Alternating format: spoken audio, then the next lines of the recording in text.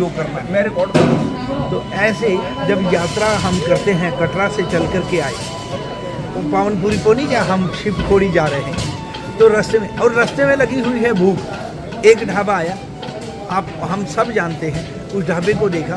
देखने के बाद जैसे देखा कि रुको रुको, अरे रुकते हैं, रुको, नहीं नहीं नहीं, अरे आगे चलो, आगे देख लेंगे। आगे चले, आगे देखा, रुकने के लिए, हाँ भैया खाना है, बोले नहीं भैया चाय भी नहीं है, अच्छा चलो भाई आगे चलो, आगे चलो। ऐसे करते करते जहाँ ठीक लगा वहाँ पर जो हमारे मनपसंद का भोजन मिला वहाँ रोका, वहाँ पर आर्डर दिया, खाया और अपनी मन की, अपनी आत्मा की क्षुधा की निवृत्ति हुई। और फिर उसके बाद उस ढाबे में कोई नहीं रहता, उसको दिया दक्षिणा और चल दिए आगे। यही है, सेम यही है। और करना क्या चाहिए? करना ये खाना खाना चाहिए। अगर भूख लगी है करना, और कुछ भी नहीं। भूख लगी है, हाँ खाना खाओ। सच्चाई यही है ना कि भूख लगी है तो क्या करना है। बच्चा जो छोटा होता है, जो असहाय है, जिसके हाथ में कुछ नहीं है, वो गोदी वाला बच्चा है 6 महीने का, 1 साल का, उसे जब भूख लगती है तो आप बता सकते हैं कि क्या करता है? रोता है, रोता है, बात खत्म हुई। वो रोता है, वो बोल नहीं सकता है। हम लोग जो थोड़े से बड़े हो जाते हैं, जानकार हो जाते हैं, तो इसका मतलब ये हो गया कि बच्चे नहीं हैं, जानकार हैं, बड़े हो गए। अब बड़े हो गए तो आप ढाबा ढूंढते हैं। तो ढाबे का मतलब कभी इस महात्मा जी के पास चले गए, कभी उस महात्मा जी के पास चले गए, कभी यहाँ से बातें सुनी, कभी वहाँ से सुनी, लेनी किसी की भी नहीं है, बस सुनते जा रहे हैं। और बस देखना यही है कि हम कहाँ पे रुके, वहाँ कहाँ पे हमने किस ढाबे पे खाना खाया, कितना अच्छा लगा, क्या उसको हम अपने जीवन भर तक रखते हैं? नहीं। तो क्या ऐसे साधु संत महात्मा की बात सुन करके अपने जीवन में परिवर्तन हो रहा है? हाँ, तो तब कल्याण हो जाएगा, तब तो कल्याण हो जाएगा। लेकिन बातें सुनते हैं, अपना कल्याण करते नहीं हैं। महात्मा संत कल्याण कैसे करेंगे? वो ऐसे ही तो करेंगे, शास्त्रों की बात बताएंगे, महापुरुषों की वाणी सुनी होगी वो बताएंगे। और तो कोई कारण कोई है नहीं, और तो कुछ है नहीं ऐसा।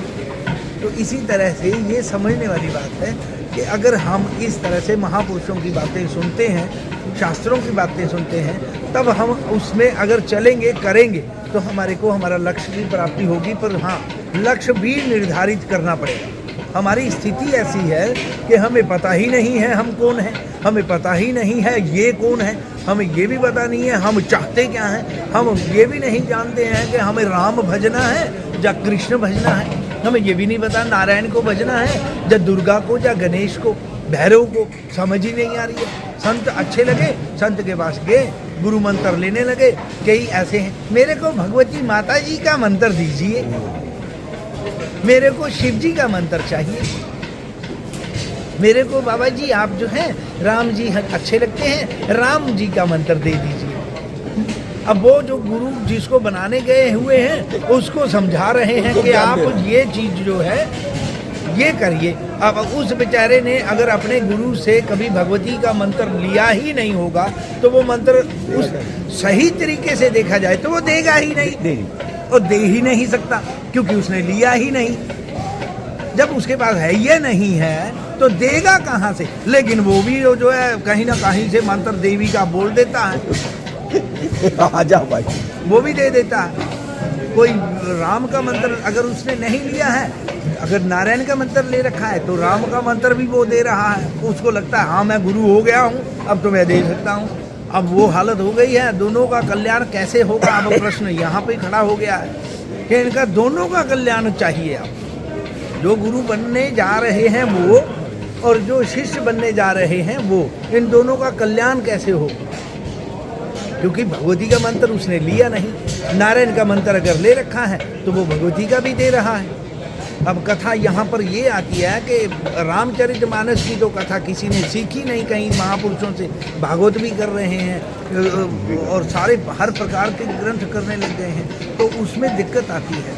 आप पहले जा तो किसी महापुरुष के सानिध्य में रह करके ये सारे जितने भी सदग्रंथ या इस प्रकार से संत महापुरुषों की वाणी इस तरह से अगर आपने वो अपने जीवन में धारण की है, सुनी है नहीं, धारण की है, तो आगे आप बड़े प्यार से उसको भी धारण करवा सकते हैं। तो गुरु दीक्षा नहीं मांगना चाहिए, शरणागति करना चाहिए। शरणागति हो जाती है, करना नहीं है। हो जाती है, ये तो प्यार की तरह है। जैसे आप एक दुनियावी दस्तूर में एक दूसरे से किसी से प्रेम हो जाता है, कहते हैं प्यार करना नहीं पड़ता है, हो जाता है। शरणागति करनी नहीं पड़ती है, हो जाती है।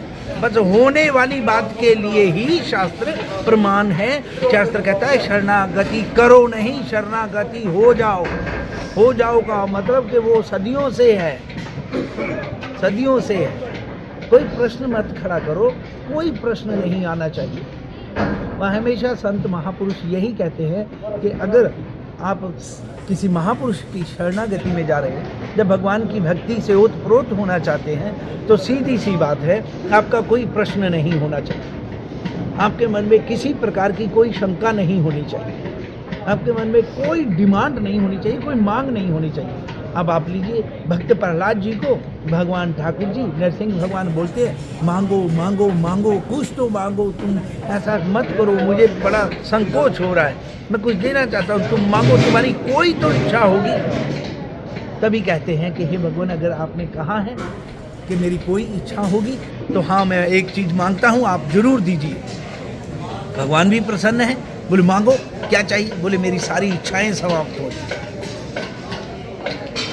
तो इसका मतलब साफ हो गया, कोई डिमांड नहीं, कोई किसी तरह से मांग नहीं होनी चाहिए, चाह नहीं होनी चाहिए। वह परमात्मा सब जानते हैं। मैं गुरु दीक्षा पे ही लिख रहा हूँ बाबा, जिले मैंने जी एक सेट बना रहा हूँ। और दूसरे तरीके से गुरु दीक्षा का मतलब देखिए, हम लोग बहुत ज्ञानी हैं ऐसा नहीं है, क्योंकि हमने इतना कुछ पढ़ा नहीं है, कहीं सुने हैं कि गुरु का मतलब होता है अंधकार से जो प्रकाश की ओर ले जाए। अब यही पता नहीं है किसी को कि अंधकार मैंने क्या, अब रात का अंधकार बोला गया है या कुछ और चीज़ के बारे में बोला गया है। भाई काम क्रोध लोभ वो अहंकार, ये अगर आदमी अपने जीवन में इसमें ओतप्रोत हो रखा है और बुरी तरह से गले लगा रखा है उसने, उसको मरे छोड़े नहीं रहा है। अब ये गिलास है, मैंने पकड़ा हुआ है, अब मैंने पकड़ा है, मेरे को ये ऐसे किया हुआ है मैंने, मेरे को ऐसे करना है, मैं ऐसे नहीं कर रहा हूँ और कह रहा हूँ ये मुझसे छूट नहीं रहा है, तो ये अंधकार है, इससे छुड़ाने वाला चाहिए। तो अब इससे छुड़ाने का मतलब ये ऐसे करना है, ये भी नहीं है। इसका मतलब है कि आपकी इच्छा समाप्त होनी चाहिए। इसको पकड़ना नहीं है, बल्कि इसकी पकड़ने की जो इच्छा है उन पे कंट्रोल करना है, वो ही साधना है। ये गुरु मंत्र का हो सकता है, सीधा सीधा।